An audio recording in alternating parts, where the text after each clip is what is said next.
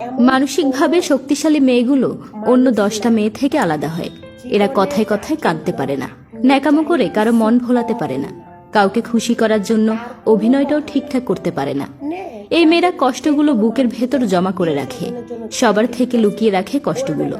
তারা কষ্টের পাহাড় নিয়ে হাসি মুখে ঘুরে ফিরে যেন কিছুই হয়নি।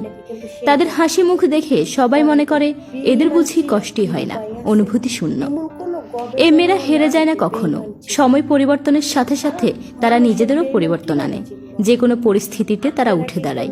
জীবনে যে কোনো বাধাই আসুক না কেন, যত ঝড় উঠুক না কেন, তারা কারো উপর নির্ভরশীল হয় না। নিজেরাই যুদ্ধে নেমে পড়ে, জয়ী না হওয়া পর্যন্ত যুদ্ধ করতে থাকে। কষ্টগুলো হাসি মুখে সহ্য করে যায় দিনের পর দিন।